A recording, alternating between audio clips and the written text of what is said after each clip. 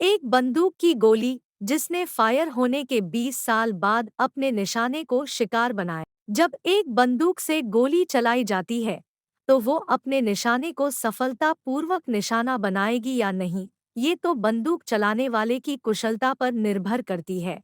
और ये फैसला महज चंद सेकंड्स में हो जाता है।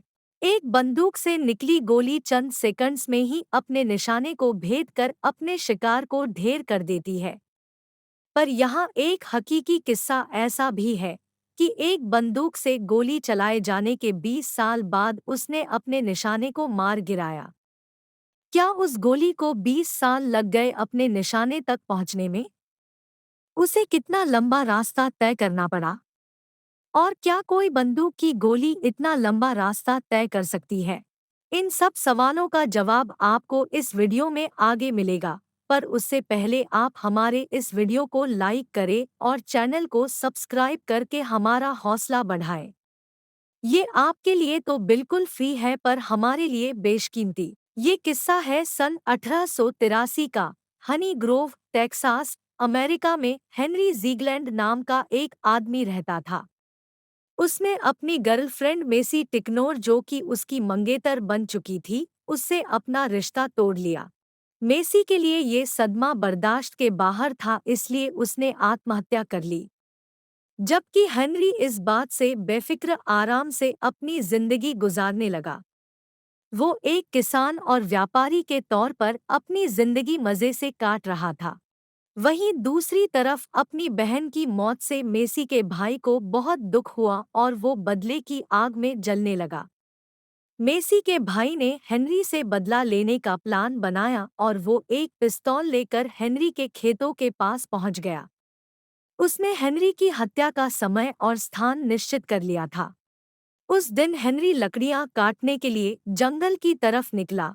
तब मेसी के भाई ने पीछे से उस पर ताबड़तोड़ गोलियां चलानी शुरू कर दिया। एक गोली हेनरी के सिर को छूती हुई निकल गई और वहीं मौजूद एक पेड़ में जा धंसी।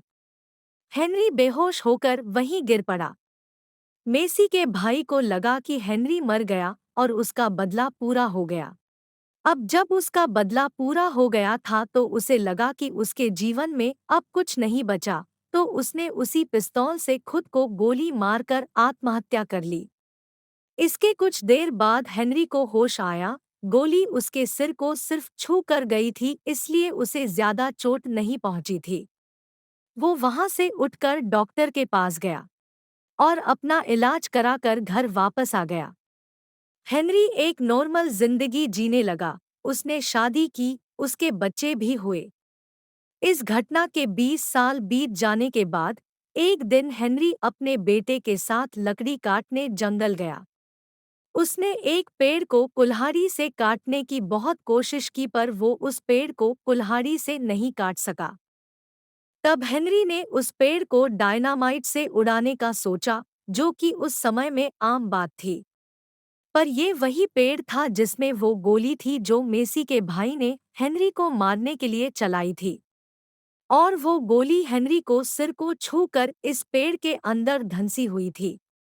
हेनरी ने डायनामाइट को पेड़ से लगाया और अपने बेटे को वहां से दूर हटने के लिए कहा। डायनामाइट के छोर पर चिंगारी लगाकर वह खुद भी वहां से दूर हो गया। वह अपने बेटे के साथ 50 फीट की सुरक्षित दूरी पर खड़ा था। डायनामाइट के जबरदस्त विस्फोट से पेड़ के अंदर मौजूद वह गोली किसी फिल्मी कहानी की तरह जबरदस्त गति और ऊर्जा से बाहर निकली और सीधे जाकर हेनरी के सिर को निशाना बनाया। हेनरी वहीं गिरा और मौके पर ही उसकी मौत हो गई। इस तरह जो गोली बदला लेने के लिए 20 साल पहले हेनरी को मारने के लिए चलाई गई थी, उसने 20 साल बाद अपने निशाने को भेद दिया था और अपना मिशन पूरा किया।